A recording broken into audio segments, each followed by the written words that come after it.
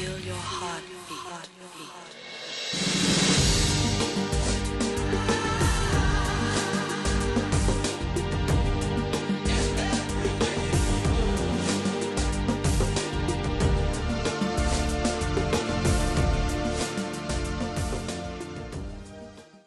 Bonjour et bienvenue à tous donc pour ce 9e tutoriel consacré à RealFlow for Cinema 4D. Donc dans la vidéo antérieure, on s'est intéressé donc au tag Collider.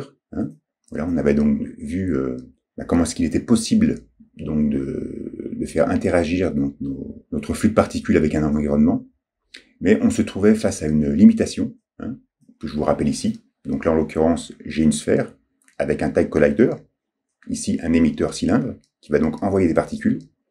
Donc on constate bien que mon jeu de particules rentre en collision avec la sphère, mais par contre la sphère, elle, n'interagit absolument pas avec le jeu de force causé par ces particules. Ok ? Et donc en fait, donc pour permettre ceci, il faut en fait donc appeler donc les déformeurs rigides. Donc en gros, rigide, c'est pour les rigid body, et élastique, donc c'est pour les soft body, on va dire. Voilà. Donc en fait, avec RealFlow, il nous est donc possible donc de faire donc des simulations dynamiques avec donc des corps rigides, avec des solides. Donc là, en l'occurrence, j'appelle rigide. Donc quand je clique sur l'objet rigide, on constate qu'on a en gros les mêmes onglets que pour un jeu de particules. Et après, donc ma sphère, je la mets donc en enfant de rigide. Ok ? Donc maintenant, si je rends invisible la sphère, voilà, on constate donc qu'on a donc un nouveau jeu de particules. Donc, quand je vais dans Rigid Display, je vais donc modifier les couleurs d'affichage. Donc là, je vais mettre un jaune. Voilà, on va augmenter la taille. Voilà. On constate donc qu'on a donc un jeu de particules qui prend donc la forme de son objet enfant. En l'occurrence, ici, une sphère. Ok ? Et après, donc, ici, donc, on a donc différents paramètres. Donc, en l'occurrence, la résolution. Donc, si on veut une simulation beaucoup plus précise, eh ben, on mettra 1, par exemple, en résolution. Voilà, donc là, on a plus de particules. Si on veut une simulation moins précise, on mettra 2. Donc, généralement, il faut mettre une quantité de particules plus importante pour avoir une meilleure simulation. OK ? Voilà. Donc, ensuite, notre sphère, qui est donc en enfant de l'objet rigide, va donc maintenant répondre à la dynamique de RealFlow. Ok ? Donc là, on va pour l'instant désactiver notre émetteur. Je vais réactiver Gravity. Ok ? Donc, quand je vais dans Gravity, on constate au niveau du link que j'ai seulement mon fluide, mais j'ai pas le rigid body. Donc voilà, si je veux que la sphère réponde donc à la gravité, il va falloir que je drag and drop rigide ici même. Ok ? Et donc maintenant, quand je fais un play, voilà, on constate que notre sphère de particules tombe. Et vu que sur mon cube, qui est donc mon sol, j'ai donc mis un tag de collision, par contre, ça ne rentre pas en collision. Ce qui est aussi tout à fait normal, car lorsque je vais donc dans mon tag de collision, et que je vais dans propriétés, on constate que rigid body n'est pas lié au sol. Donc il faut bien que je pense à mettre rigide ici même. Ok ? Donc maintenant, mon tag de collision, donc maintenant, mon tag de collision va prendre en compte la sphère. Donc quand je fais un play, voilà, on constate donc que ma sphère est rentrée en collision. Donc il faut savoir qu'avec les rigides, vous remarquerez que la navigation donc, dans le viewport est beaucoup plus lente. Donc je vais stopper l'animation. Mais bon, bref, là on constate donc que notre sphère de particules est donc rentrée en collision avec le sol. Et bien donc si je réactive ma sphère, voilà, ma sphère est maintenant à même le sol. Ok ? Donc grâce à ça, on va pouvoir donc gérer donc des simulations dynamiques. Donc par contre, petite précision, si vous voulez faire uniquement des simulations dynamiques donc de corps rigides, il vaut mieux utiliser donc les outils de Cinema 4D qui sont quand même bien meilleurs. Là, c'est vraiment si on veut donc faire participer donc un flux de particules. Ok ? Donc maintenant, on retourne à 0. Donc je désactive Gravity, car maintenant je réactive donc mon émetteur, car maintenant ce qui nous intéresse, c'est donc l'interaction entre notre sphère. Donc la sphère, je vais la mettre en rayon X, voilà. Comme ça, on voit à travers donc, le jeu de particules. Et mon émetteur. Hein. Donc là aussi, hein, dans Rigid Body, on constate donc qu'il est en relation avec le fluide. Et bien faire attention que notre fluide est en relation avec le Rigid Body. Donc là, en l'occurrence, ce n'est pas le cas. Donc bien penser à mettre Rigid Body en enfant de notre fluide. Hein, okay, pour que les interactions soient mutuelles. Okay. Et donc là, je lance un play.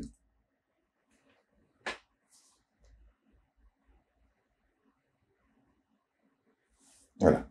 Donc en l'occurrence, on constate qu'ici, eh ben, il ne se passe pas grand-chose. Hein. La sphère n'a pas forcément, n'a pas été projetée, hein, par le flux de particules. Pourquoi donc? Parce qu'en fait, donc, le rigid body, donc c'est comme un fluide en fait. Hein. Il possède une densité. Donc là, en l'occurrence, la densité est de 1000. Elle est exactement la même que la densité de l'autre fluide. Okay, et donc en fait, il faut baisser la densité. Hein, pour que donc notre sphère soit plus légère que notre fluide. Et donc maintenant, je fais un play. Donc là, on constate, hein, que la simulation a énormément ralenti, enfin en tout cas l'affichage s'est énormément ralenti. Mais là, on constate donc que la sphère maintenant est propulsée par notre jeu de particules. Voilà, donc maintenant il y a vraiment une interaction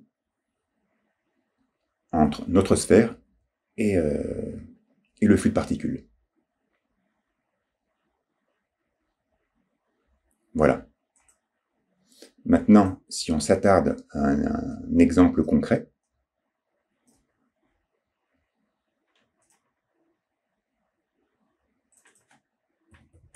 voilà. Hein, donc j'ai donc créé un verre, ok. J'ai donc mis la sphère à l'intérieur du verre. Donc bien sûr, j'ai appliqué donc des tags collider et tags volume sur le verre. Donc maintenant, on va réactiver la gravité. Donc on va voir comment réagit notre fluide. Hein, donc là, on constate que notre sphère maintenant tombe, hein, car elle est sujet à la gravité. Donc bien sûr, elle va tomber sur le fond du verre. Ok. Voilà. Donc maintenant, notre sphère est au fond du verre. Le fluide va commencer à remplir le verre. Hein, voilà. Ici, on constate que la sphère réagit. Hein, le flux de particules donc remplit le verre. Et la sphère, voilà, maintenant est totalement intégrée à la simulation. Ok. Donc là, vu que j'avais mis donc une densité à 200, donc par rapport donc au rigid body de la sphère, donc théoriquement, elle est beaucoup plus légère que le fluide, donc elle devrait flotter, donc elle devrait remonter en surface. Au bout d'un moment. Donc on va laisser la simulation se faire.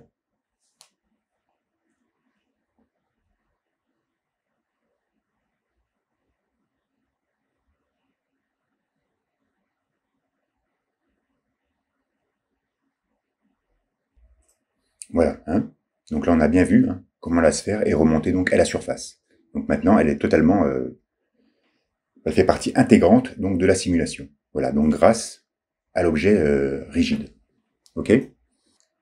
Donc ensuite, au niveau donc des paramètres quand même qui font partie donc de l'objet rigide, donc on a search distance et max control particule. Hein. Donc là, très souvent, bah voilà, faut un peu modifier donc ces paramètres. Voilà, si on trouve que la simulation n'est pas forcément très ok. Mais bon, généralement avec les paramètres par défaut, ça va très bien. Voilà, donc maintenant on change de scène. Donc on va s'intéresser aux déformeurs élastiques. Donc en gros pour les soft body. Voilà, donc j'appelle élastique. Il apparaît ici. Donc dans la médiathèque, on va appeler le chien. Ok. Donc là, on va juste prendre le corps qui nous intéresse. Voilà. Donc pour les soft body, donc en fait, donc maintenant le maillage va donc être déformé. Hein, c'est ce qu'on va voir. Donc il est préférable d'avoir un maillage assez précis. Hein. Là, on constate quand même qu'il y a une densité qui est assez faible de points. Donc on va juste mettre tout ça dans un hyperNURBS, voilà, pour avoir pas mal de points. Hein. Et donc maintenant, j'édite cet objet. Donc voilà maintenant mon objet. Hein, donc ça c'est important, hein, quand on veut donc manipuler donc le corps élastique, il est important d'avoir un maillage assez précis. Donc maintenant, cet objet, je le mets donc en enfant d'élastique. Voilà. Donc, on efface pour l'instant. Donc là, on ne voit pas trop. Hein, donc je vais modifier la couleur des points. On y verra beaucoup mieux. Voilà. Donc là, on constate hein, qu'on a une très faible densité de points. Hein, donc là aussi, c'est important de mettre beaucoup de points. Donc dans l'onglet élastique, il va falloir donc augmenter la résolution. Donc par exemple, je vais passer à 20. Voilà. Hein, donc on constate que donc les particules hein, se conforment à l'objet, hein, comme pour le rigid body. Donc dans gravité, il faut bien penser à mettre notre objet élastique. Hein. Voilà. Le cube, il faut aussi lui penser à mettre un tag collider. Voilà. Hein, on vérifie bien qu'élastique est bien lié au collider. Et donc dès que je fais un play, voilà. Hein, le flux de particules s'écrase à terre. Et donc dès que je réaffiche mon objet, voilà, on constate hein, que le maillage s'est donc déformé en suivant bien le contour en fait, des particules. Hein. Voilà, donc ça permet en fait de gérer donc, des corps souples. Hein. Voilà. Donc ensuite, au niveau donc, des paramètres d'élastique, on a donc autocollision, body stiffness et damping. Donc bien sûr, imaginons hein, que je mette une valeur à 0, donc à body stiffness. Donc là, il faut s'imaginer donc, que les particules voilà, vont totalement s'éparpiller. Hein. Donc bien évidemment, le maillage, au bout d'un moment, il n'arrivera plus à suivre.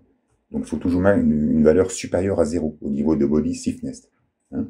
Donc on va mettre 0.1, une valeur assez faible. Voilà.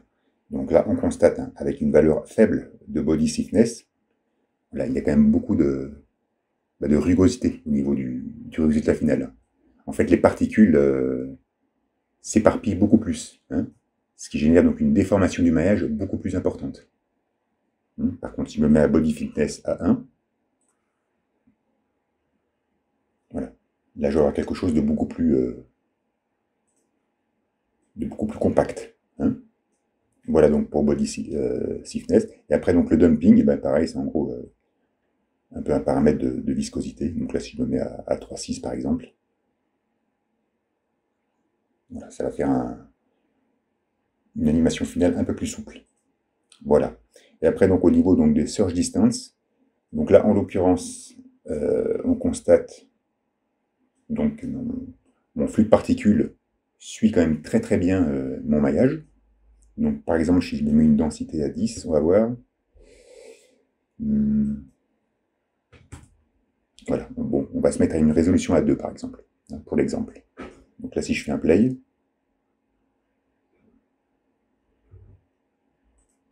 on ne voit pas forcément. Donc là, on constate, hein, dès qu'on a une résolution de particules très faible, les résultats ne sont pas terribles. Donc là, je me mets à 1. Ouais, donc là aussi, on n'arrive pas à voir. Enfin bon, il faut vous imaginer hein, que dans certaines circonstances, eh ben, des parties du maillage ne seront pas prises en compte par les particules. Donc là, il faudra augmenter le surge distance. Hein. Par exemple, voilà, en se mettant à 50, eh ben, on est sûr que le maillage est beaucoup plus pris en compte par rapport aux particules. Hein. Voilà. Mais bon, en règle générale, il faut toujours une quantité de particules importante. Hein, on va se mettre à 50, voilà. Hein, afin de faire une simulation assez sympa. Ensuite, au niveau du cache, donc quand je vais dans scène, je vais donc dans le cache, et donc je veux créer le cache de mon maillage. Donc là, ok, donc il va donc enregistrer le cache dans le bureau, donc on va faire une simulation. Voilà, donc mon cache a été créé. Donc maintenant, dès que je me balade dans la timeline, voilà, donc là on constate qu'il y a 2 chiens qui apparaissent. Donc, première explication. Donc déjà, quand je vais donc dans mon répertoire cache, hein, on constate qu'il est vide. Contrairement, donc, dès qu'on fait une simulation avec un émetteur, où là, donc, on a toute une série de fichiers, là, en fait, il n'enregistre rien dans le cache. Enfin, dans le dossier du cache, par contre. Par contre, il a donc créé un nouveau répertoire. Hein, et donc là, maintenant, j'ai mon body. Donc, dès que je vais donc, dans la ligne temporelle, voilà, on constate qu'il a donc créé en fait une animation de points. Ok? Voilà.